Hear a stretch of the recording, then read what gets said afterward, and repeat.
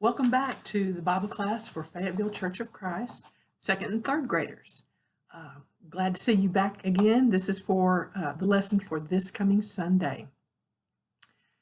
We're not going to do review today. We're going to start with a review of Abraham's family. Remember, we've been talking about Abraham and his family. Abraham and Sarah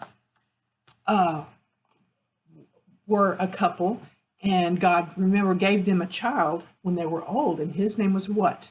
His name was Isaac, wasn't it? And Isaac grew up, and Abraham sent his servant to find Isaac a wife, and you remember Isaac married Rebekah. The servant found Rebekah, and Isaac married her. Now, Isaac and Rebekah had twin sons. Can you remember their names? What were the twins' names? Remember? Jacob and Esau. We learn a lot about Jacob in the Bible. We learn some about Esau too, but the line of Christ comes through the line of Jacob, and so that's who we're going to be focusing on.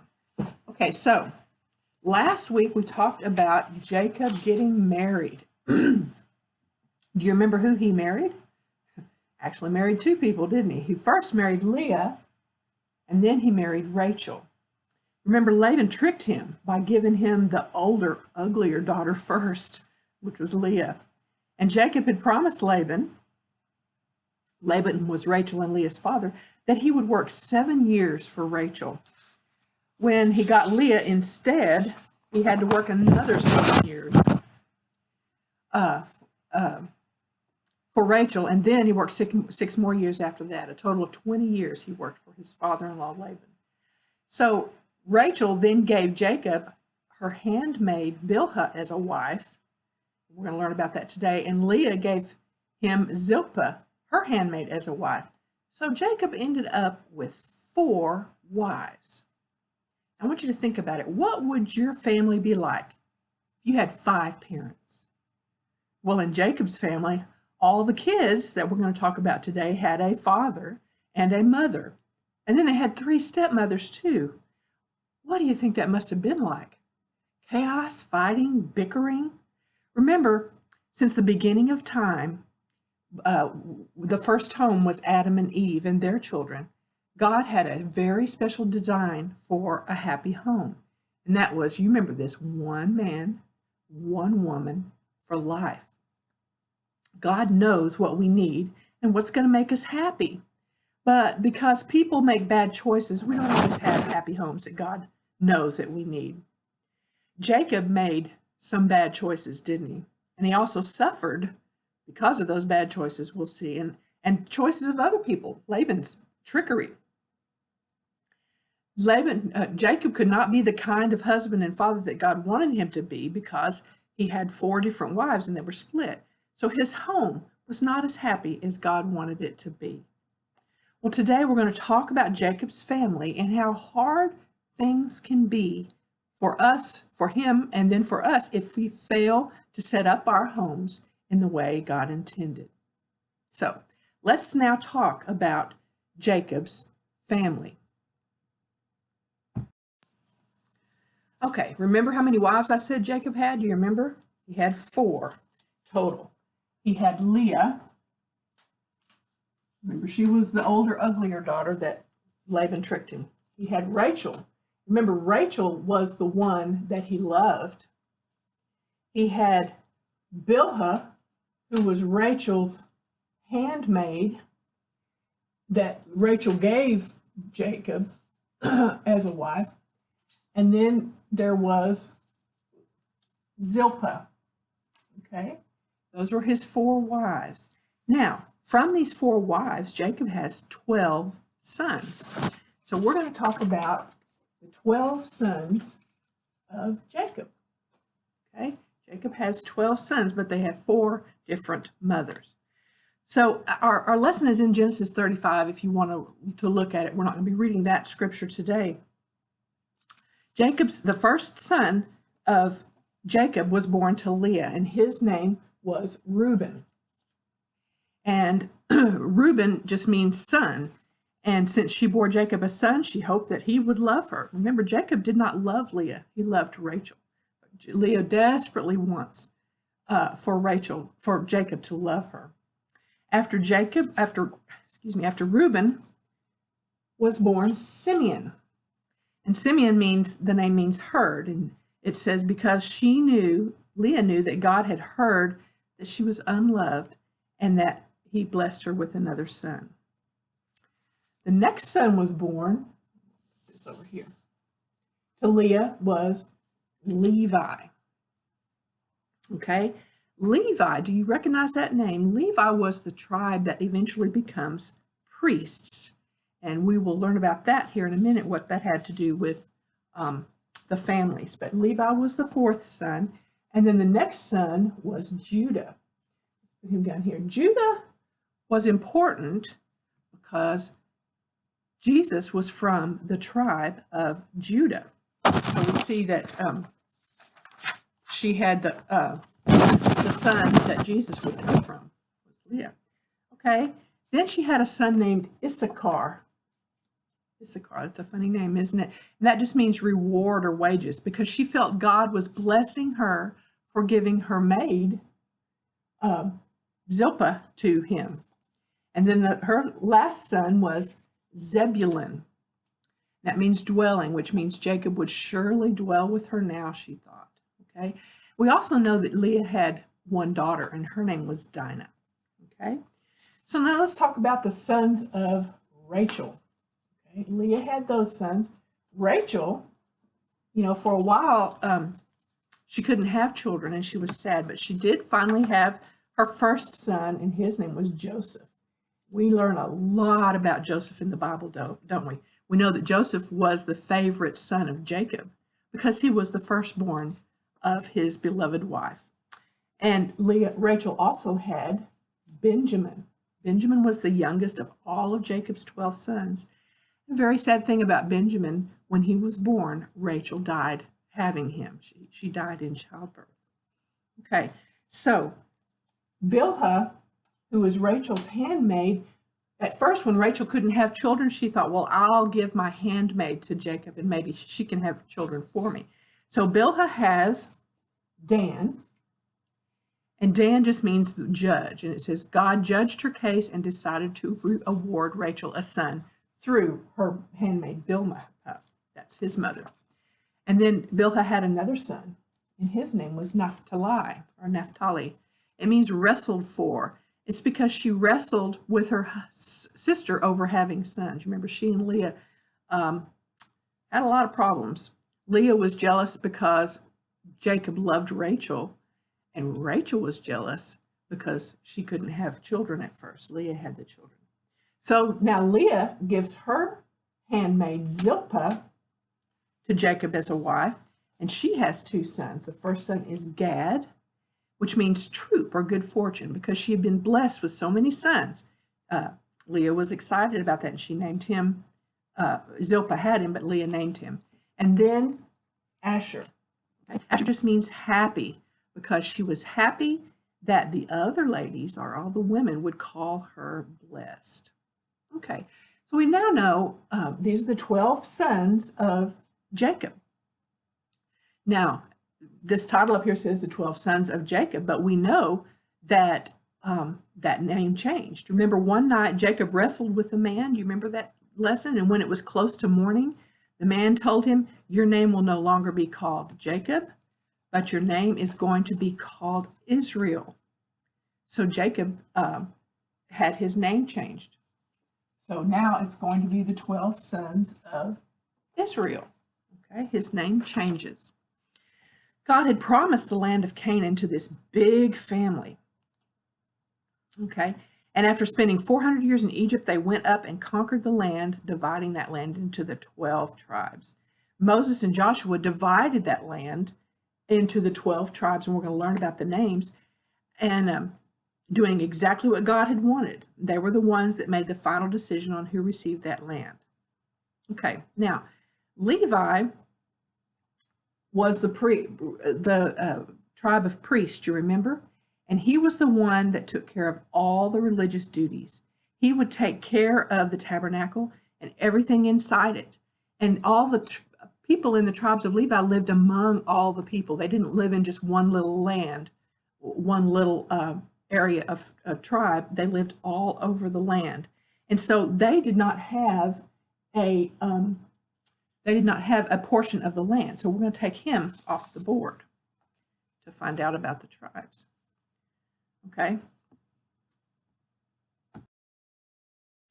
Now, Joseph was considered a patriarch, and that was really more of an honor than being given land. He was a patriarch. So a patriarch, remember, is a man who is the head of his family.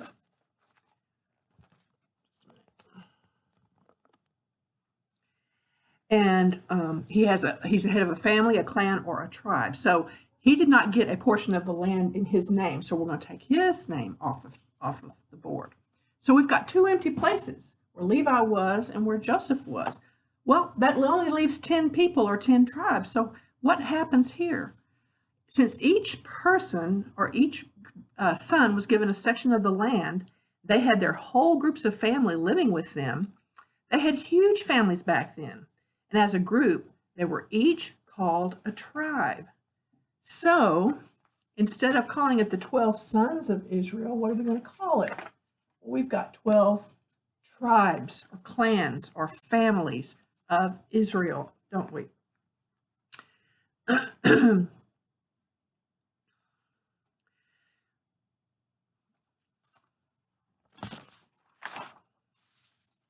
But we're not finished. We know there were 12 tribes, and since Joseph was considered a patriarch, and he's not been given a portion of the land, and Levi wasn't given a portion of the land, well, who fills in for those two to make up the 12?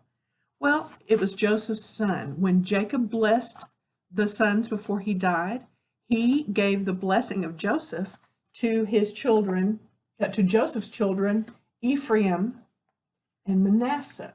And if you've ever heard of the songs of the 12 tribes, you'll remember that. So Ephraim and Manasseh, Joseph's sons, gain a portion of the land as well. And that's how the 12 sons of Jacob become the 12 tribes of Israel.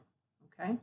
Now you've got a map in your activities. You see the map that looks like this? This is the map of Canaan once Israel comes up from Egypt and they take the land and they divide it up. Now, if you'll look on the map, you're not going to find Levi, remember? Why? Because Levi are priests, and the priests live in all of the land, and they come down to the temple yearly and serve in the temple. There's no land of Joseph, is there? Because Jacob, before he died, gave Joseph's two sons the blessing of land, Ephraim, which is here, and Manasseh. And Manasseh was a large tribe. It was split on both sides of the Jordan River. Okay, so you can take this map, and I want you to color each of the tribes a different color so you can kind of see who the tribes of Israel are. Okay, in the Old Testament, the 12 tribes of Israel, they're called Israelites, sometimes Hebrews, sometimes Jews, were God's special people, or they were chosen, God's chosen people. They were to be different from all the other peoples around them. They were to worship the one true God.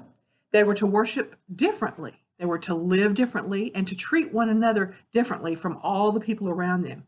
They were specially chosen to be the ancestors of the Savior of the world, who was Jesus. The descendants of Jacob were called the children of Israel. They were God's chosen people for thousands of years, and he expected them to obey him no matter what. Well, is there a chosen, those were the Israelites. Is there a chosen people today? Do we have a chosen people? Think about it. Today, God's chosen people are called Christians. Okay? And he expects Christians to obey him too. That means a lot of times we're different from other people, aren't we? We're to let our light shine. We want to do what God says to do so that others will want to learn about God and become Christians too. Now, are Christians different from others? Well, not physically. We all wear clothes, brush our hair, do the same things, but spiritually inside, we serve God. And a lot of times people in the world just serve themselves, don't they? Okay? God wants us to be different so that people can come to him. They'll see us and want to come to him. In the New Testament, God's special people are Christians, or sometimes called the church. Those are the people who are baptized into Christ. We are to be different than everyone around us, just like the Israelites in the Old Testament were different than the people around them. We have special ways to worship God. We are to treat one another differently, just as Jesus treated others, and show others by the way we live that we love God and we respect his word. Jesus described the way we are to live as a bright light in a dark place. We are to be the light of the world, aren't we? Okay, so let's think about being a light of the world. Okay, look at this page right here. It says, I am a light. It says, how am I different from my friends in the world? Well, in some ways, we don't want to be different. We want to dress like them. We want to act like them and play the games that they play, and that's fine. But there are things and ways that we need to be different from them. It says, if I love and obey God, I am chosen to be a light in the world. Okay? Now, down at the bottom, you've got the words that we're going to put in these blanks. Okay? The first one says, I'm different because I don't use blank language. What word would you put there? What do you think? Well, I don't use bad language is what I intended to put there. Okay. Look at the second one. I don't look at blank websites, books, or movies. What are websites and books that we shouldn't look at as Christians? Dirty. Okay. Things that are dirty, that are bad, that are not good. And what's another thing we do? I don't blank others. What word would you put there? What word? Think about it. How about hate? I don't hate others. You know, sometimes our friends in the world will hate other people, won't they? And we see that today. But we should not ever hate anyone. We can hate the sin that they do. We can hate their behavior. But we never hate their soul. We never hate them. Then it says things that we do as Christians. I do blank God every Sunday. What word would fit in that blank? I do worship God every Sunday.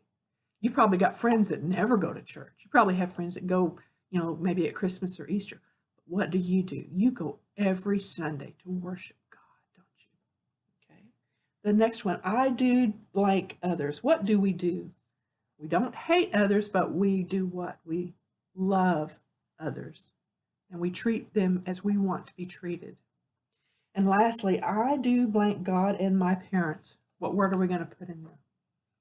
Good. I do obey my God and my parents. Okay, so let's do some of our activities together. Take this page. And it's blank's new name would be blank. Whose name changed in our lesson today? What was his name? Jacob. Good. Jacob's new name would be what? Can you remember what it was? Israel. Israel. Okay. Now this page has a second page with it. And what you want to do is cut out Jacob. And you want to cut out the man who was an angel, and you want to put them on the page because remember the angel comes and wrestles with him and tells him his name has changed. So you want to cut them out and glue them on the page. Okay. Then you turn your page over to the back of your page, and you want to cut out one of these. I've got two.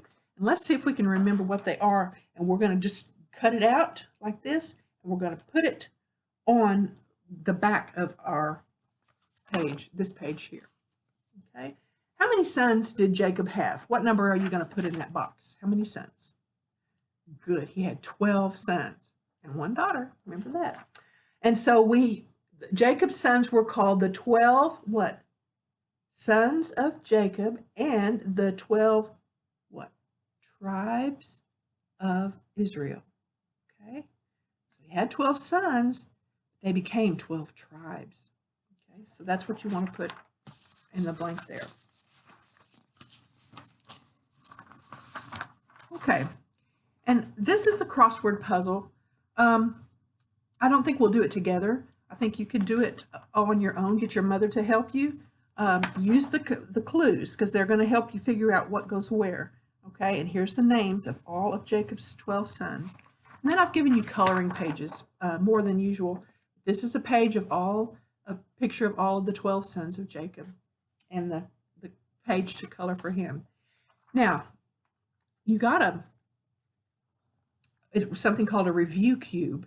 And there's one with the answers and there's one without the answers. And what you want to do is make your box into a cube. You want to cut it out and glue it so it's a cube. And you use the one with the names on it first. Don't use the number ones because you want to learn the names of the 12 sons of Jacob, the 12 tribes of Israel. Okay? And then once you write them down or once you see them on your cube, with that cube you roll it and you can play games with your brothers or sisters or your mom and dad and roll it and try to figure out on this review cube who was 7, 8, and 9 once you learn them on the other cube. Okay, and remember, here's the patriarchs. Remember who the 3 patriarchs are? Do you remember? They're the fathers of the families that we've studied about. Abraham, Isaac, and Jacob. Those are the 3 patriarchs. Okay, so use this cube, have fun with it, play games. So you can learn to remember the 12 tribes of Israel because those are key throughout the whole Bible. And do you remember what tribe Jesus came from? Can you remember? He came from the tribe of Judah. Okay. Thank you for listening. Remember always to be a light. Jesus described the way we are to live as a bright light in a dark place, and we are to be the light of the world to lead others to God. I hope to see you soon, and I'll see you next time.